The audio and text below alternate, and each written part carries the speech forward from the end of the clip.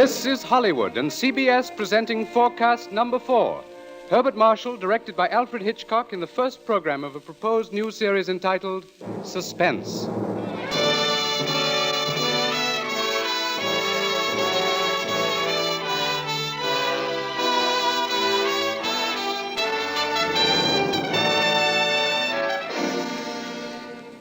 Tonight's Forecast program, ladies and gentlemen, represents the ideal form of collaboration.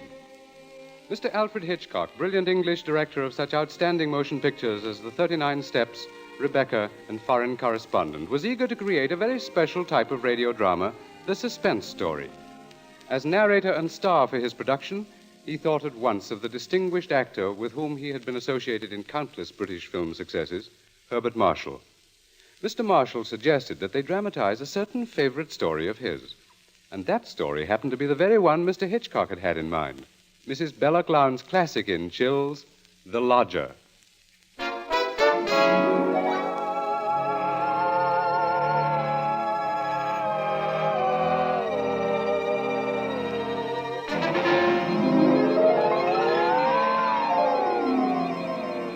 The Lodger is a work of fiction which springs from recorded fact. A story which begins in the year 1888 in London. A London terrorized by the fifth in a succession of recent murders. It was believed that these deeds were the work of one person, a tall, gaunt figure in a black Inverness cape, carrying a small, narrow bag. That meager description, provided by a highly unnerved witness, was the sum total of all that was known of the murderer.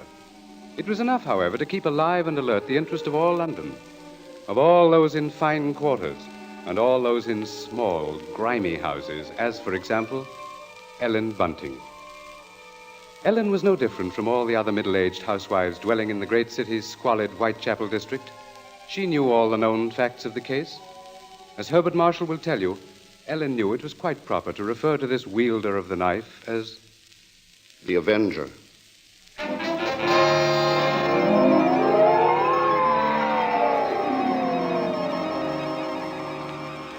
Of course, Ellen Bunting was far more concerned with her personal problems than with thoughts of the Avenger. Yet the case of that strange, elusive killer quite often forced all other matters from her mind. There was that mad, meaningless scheme he seemed to follow. All his victims, for example, had been women.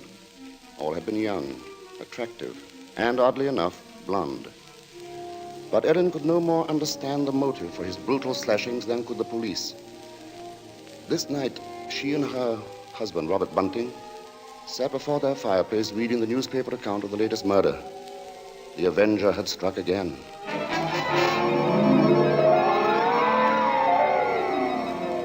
As Ellen expressed it, he might be anybody. He might be the fellow you pass on the street. Standing next to you. It's a terrible thought. Yes. If only the police had something to go on.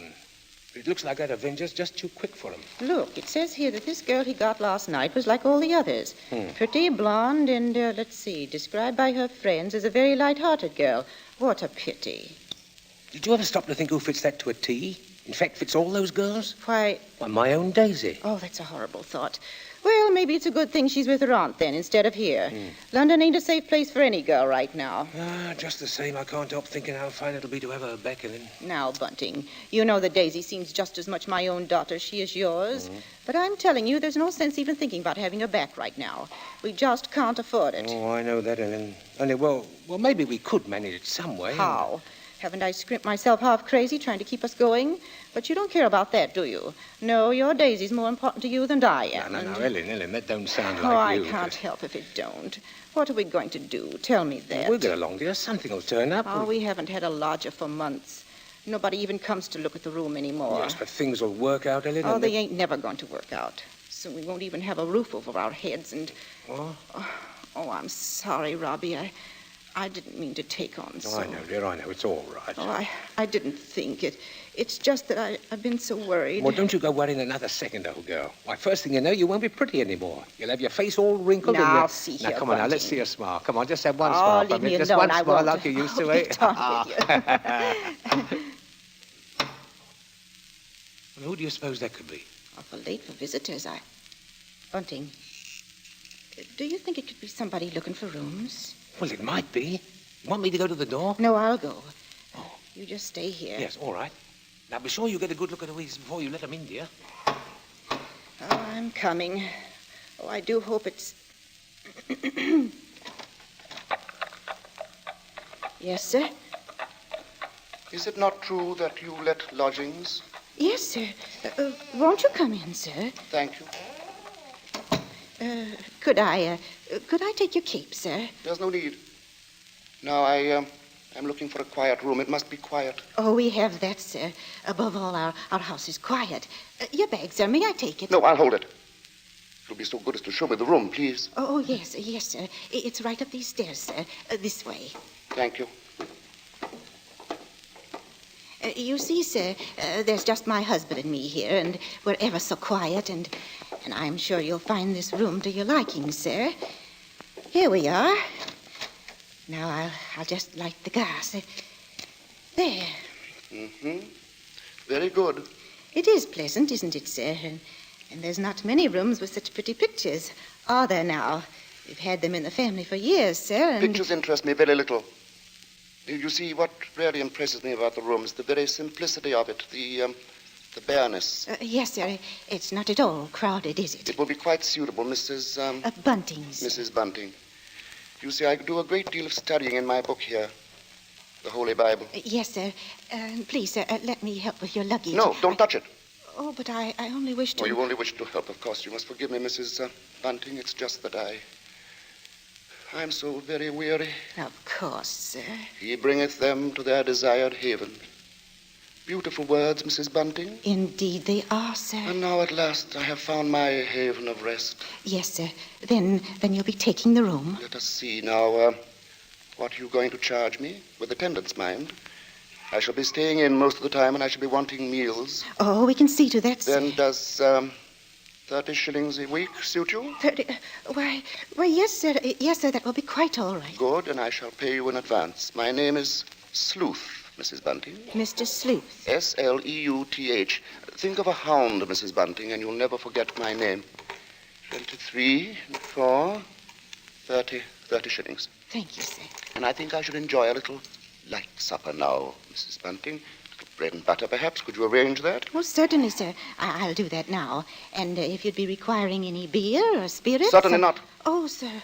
What did I say? I thought you understood me, Mrs. Bunting, and I had hoped that you and your husband were abstainers. But we are, sir. We don't keep nothing about. I would have had to go out and... Of course. Oh, I'm sorry, Mrs. Bunting. I fear I spoke sharply. I don't wish you to think me rude. After all, you've been so kind, considerate. I hope I know a gentleman when I see one. Thank you very much. Now, I'll just hurry with your supper.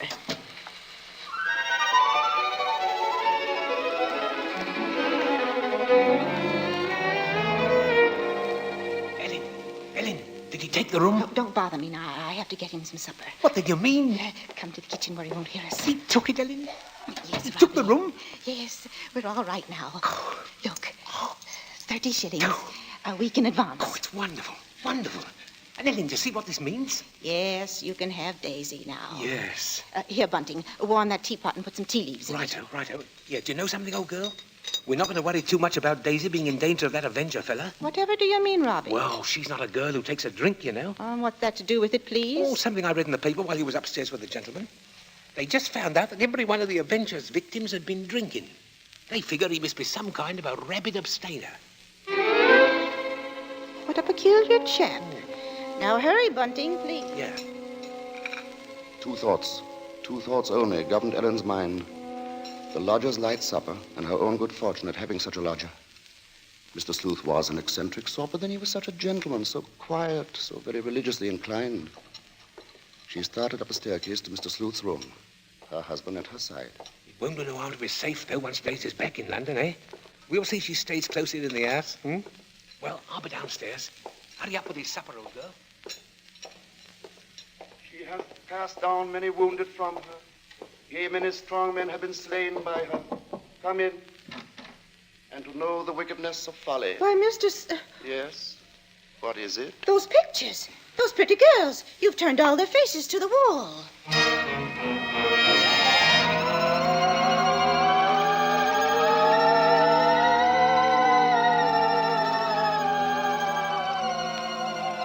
And that maneuver, that strange action, was the beginning of Ellen's concern. Soon there came to her a recollection of the black Inverness cape, the small, narrow bag, the urgent matter of alcoholic drink. And these details began to shape themselves into a pattern which grew more disturbing with each passing hour. The day following, the lodger did not leave the upstairs room once, nor did he leave the next day. And the oddness of this took its place in the pattern. Then, too, the approaching arrival of Daisy, her stepdaughter, added to her concern. On the second night, her sleep was restless with vague, horrifying images. And so when she heard the first stealthy footsteps outside her bedroom, she was instantly awake. Tensely, she followed those steps down the stairs, down the hallway. She heard the front door open and then click shut. Utter stillness fell upon the house. And outside, the streets were so silent she could hear distinctly the clock from a church tower a mile away told the hour. In her troubled frenzy, she pictured a lone figure plodding through the deep fog, moving quietly, stealthily, stalking, searching, finding.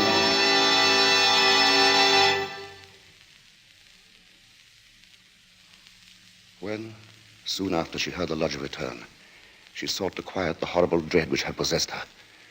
She assured herself that Daisy's arrival that day was no cause for alarm. Now she reasoned, how could there be anything really evil about so religious a gentleman as Mr. Sleuth? But for her there was no more sleep, merely a tormented state of half-consciousness, a state which suddenly dropped from her shortly after daybreak.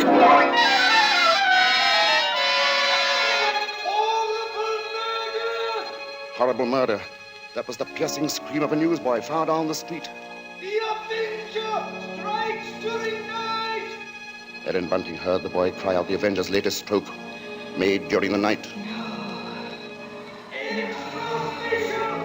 Horrible murder in King's Cross! Avenger takes 6 feet off! Another special! Avenger strikes again! Avenger! Horrible murder! Avenger! Avenger!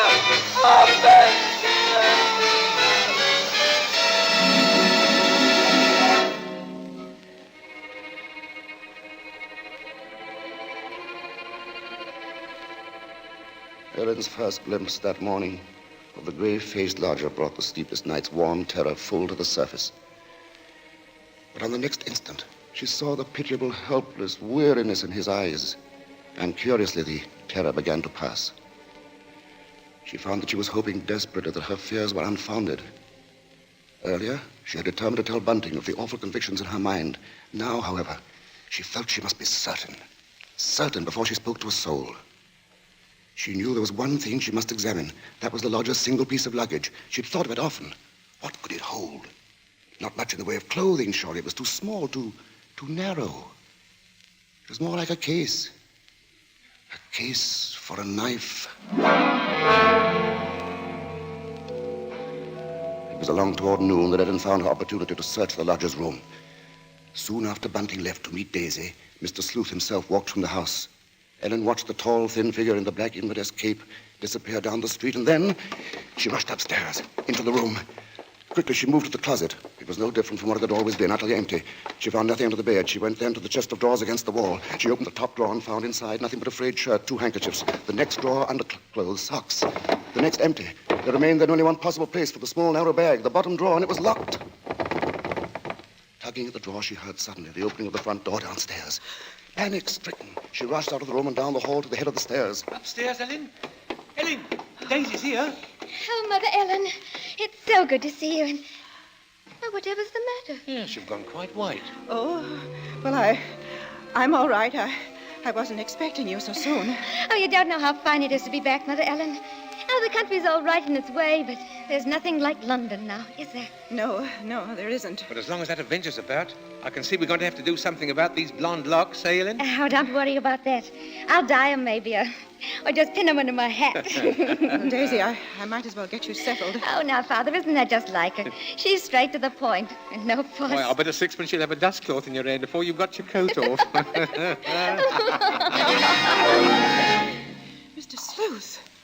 Mrs. Bunting, I see my door is open. Oh, we were just leaving, so we... Does this mean that all of you have been in my room? Oh, not at all, sir. What must I do? Keep it locked? But you see, sir, I was just tidying up a bit, and Mr. Bunting, he brought his daughter up, sir. She just arrived. This is Daisy, sir. Pleased to meet you, sir. She's been away for quite a long while, you see, Mr. Sleuth, and that's why we're a bit excited, you might Yes, think. you must have been surprised when you came in, hearing us laughing and carrying on that way. Yes, I must say I was. However, Miss Daisy, there are all types of joy, are there not? Yes, I'm sure there are. The despicable evil joy of the abandoned and the divine happiness of the blessed. A vast difference, that. You do understand me, don't you? Why, yes, sir. Yes, Mr. Sleuth. I devoutly hope so, Miss Daisy. Nowadays, there are so very few young women like yourself who do. In fact, I all but despaired ever of finding one. If you'll excuse us now, sir, we'll be getting Daisy's things put away. Of course, Mrs. Bunting, and I must be getting to my room. Believe me, Miss Daisy, it's been a revelation to meet you. Oh, thank you, sir. I'm sure we shall have much to discuss. He's a queer one, all right. But such a gentleman, isn't he?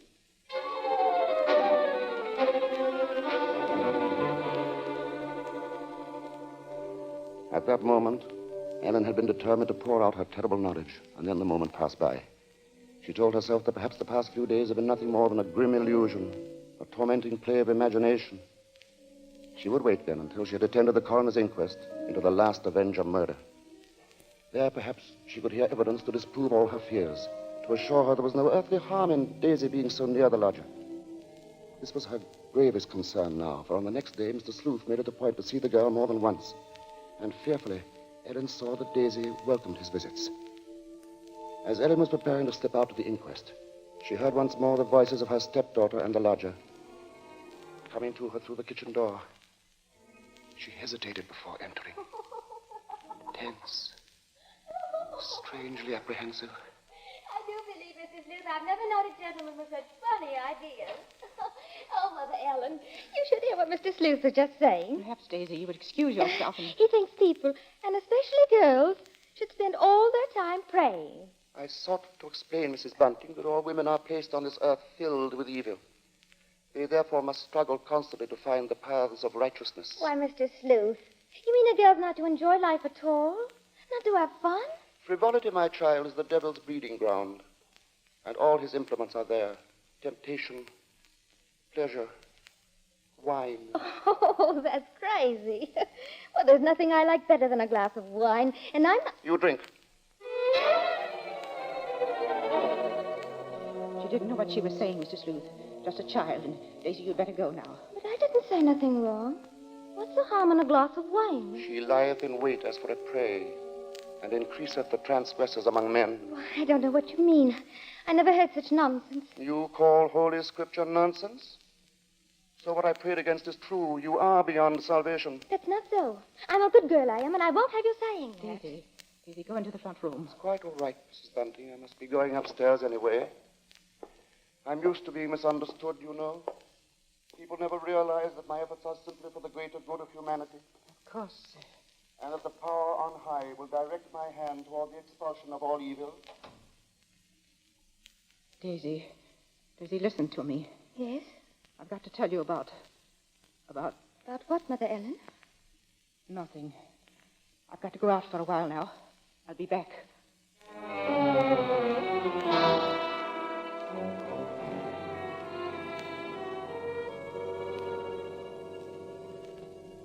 The moment to reveal the secret horror had come again and passed. Ellen's sudden recollection of Mr. Sleuth as he stood in the doorway had overwhelmed her. She must give him this last chance, this last frantic search for disproving evidence, this trip to the inquest. If that chance should fail, then she would tell Bunting or the police. So with the knowledge that Bunting was left in the house to look after Daisy, she boarded the underground train bound for the coroner's court. But as the train pulled away from the station, a new torture came to her, began to mount in her mind.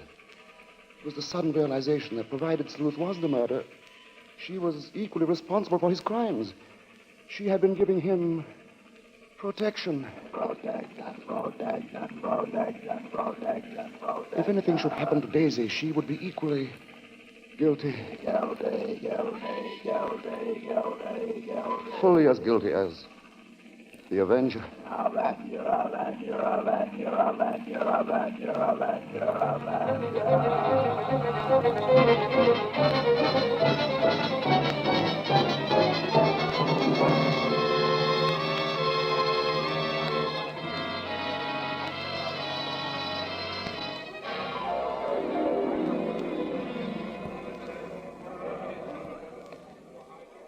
Ellen, seated at the rear of the small but crowded inquest room, listened to each of the witnesses as they were called.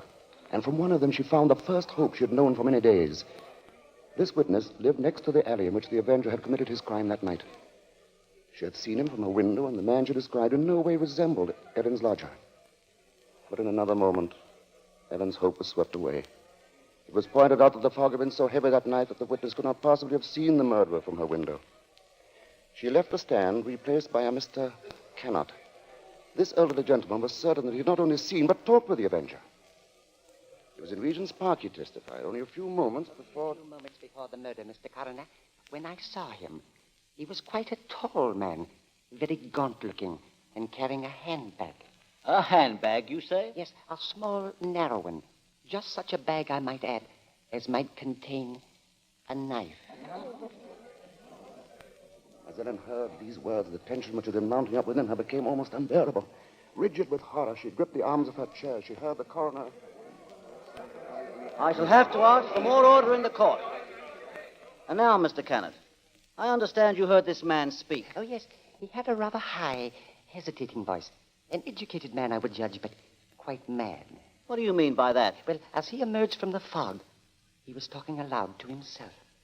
Believe me, sir, he was reciting scriptures from the Bible.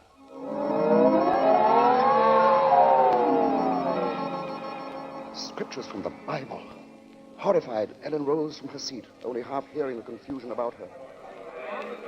Are you asking us to believe, I would say, Mr. Cannot, that the man we're looking for would be least of all a religious man? And that's where you're in error, Mr. Coroner. The religious note is the very key to the case. Very interesting. That'll be all, Mr. Cannot. Just a moment, sir. Don't you understand? The man you're after must be a religious maniac. That's the only explanation possible. You will please stand down. The court was dismissing the very truth. Ellen knew that now. She would no longer keep silent. Her hands shot forth, and she screamed. I want to say... Ellen Bunting, on the verge of speaking, had fainted. And then, when she was revived a few moments later, she said nothing. Her brain was in too great a turmoil, her nerves too shocked. Like one in a dream, she allowed herself to be led from the courtroom. The voices of spectators were only vague sounds to her. I thought she was going to say something. Yes, it was hysterics, eh? Yeah, that bit about the knife. Yeah, the knife. The knife. The knife. As Ellen Bunting proceeded homeward, the remarks from the spectators remained in her mind. She heard them over and over. Yeah, that bit about the knife. Just such a bag as might contain a knife. We'll see she stays close in the house, eh? No harm in being safe. Direct my hand toward the expulsion of all evil. Expulsion of all evil. What's the harm in a glass of wine? I didn't say nothing wrong. As Ellen neared her neighborhood, her dread increased. With each moving footstep, the grip of terror grew tighter about her. She moved faster. If only she were in time. She was 2 streets away from the house. Then one. Then she saw Bunting. Sharply, like the thrust of a knife, she realized what this meant. Daisy was left alone with the lodger.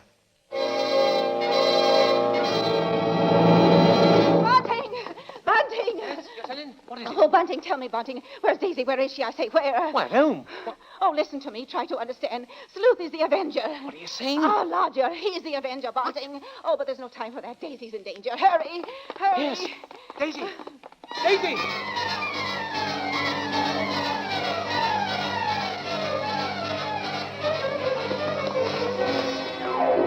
Here we are, Bunting. Here we are. Daisy! Oh, Daisy! Daisy, where are you? I'll look in the kitchen, Bunting. You try the sitting room. Daisy!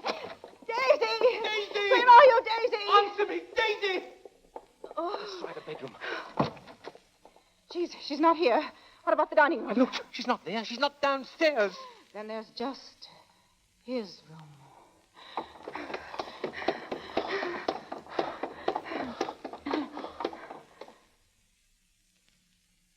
Go on.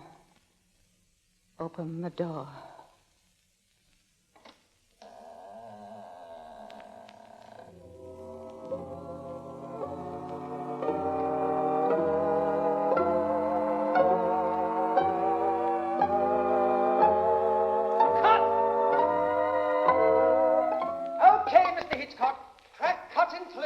You say cut. What's the idea, Hitch? I have a few more lines to do. As Mr. Marshall, the narrator, you have, not as Mr. Sleuth, the lodger. Hitch, you can't stop the play right here. It isn't fair, you know. Why isn't it, Bart?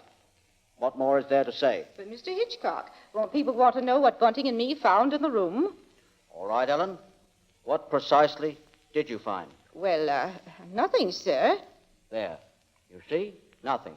No lodger, no Bible. And that locked dresser drawer. What about that? We unlocked it, sir. And what was in it? Nothing, sir. You are certain, Mrs. Bunting? Oh, you gave me quite a turn, Mr. Mr. Marshall. Yes, sir, I'm sure, sir. There was nothing. Well, begging your pardon, Mr. Hitchcock, but don't you think we'd better just mention about Daisy? I don't know, Bunting. What do you think we ought to say? Oh, just that the reason she wasn't in the house when Ellen and me got there was, well, she'd gone out for a walk, that's all. Did she enjoy it? Oh, very much, sir. Made it to King's Cross and back in just under an hour, sir. Splendid time, Bunting. Well, there you are, Bart. There's the story. Now, wait a minute, Mr. Hitchcock. You can't do that. That's not the story. Of course it's not. Now, look here, Hitch. Here's the fellow who composed and conducted all our music, Wilbur Hatch. He wants to know about this, too. Everybody does. All right, Bart. What is it they want to know? What became of Mr. Sleuth? Oh, him. Why, he left that afternoon. They never saw him again. And now I think we ought to say something about the Columbia forecast Mr. Hitchcock, so far. sir, will you please... Stop him, Mr. Marshall. Hitch, listen to me. Yes? What is it? They want to know when the Avenger finally was caught. Oh, well, let me ask you something, Bart. Are you acquainted with Loretta Young? Yes, what's that got to do with it? Well, in next week's Columbia preview series, Miss Young will take the starring role in the drama of an American Red Cross nurse. That's good news, isn't it? Oh, that's great. But now listen, Hitch, you've just got to tell that audience exactly when and how Mr. Sleuth was caught. Caught? Why on earth should he be caught? Why? Well, he was the Avenger, wasn't he? Was he?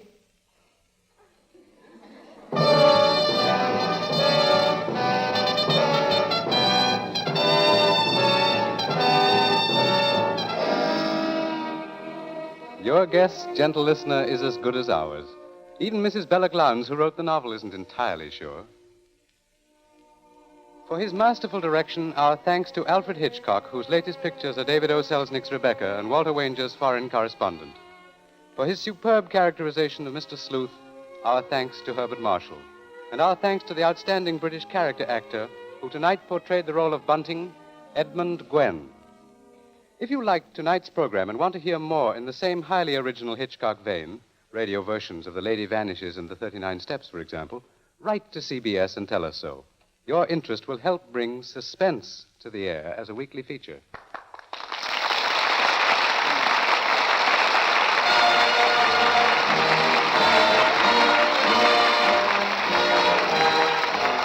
Forecast next week presents from Hollywood, Loretta Young in Angel, first of a proposed series based on the adventures and the romance of a typical Red Cross nurse.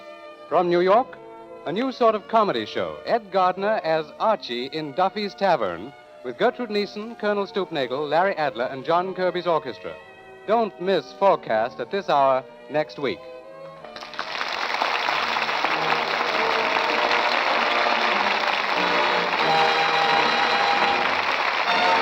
Thomas Freebanson speaking. This is the Columbia Broadcasting System.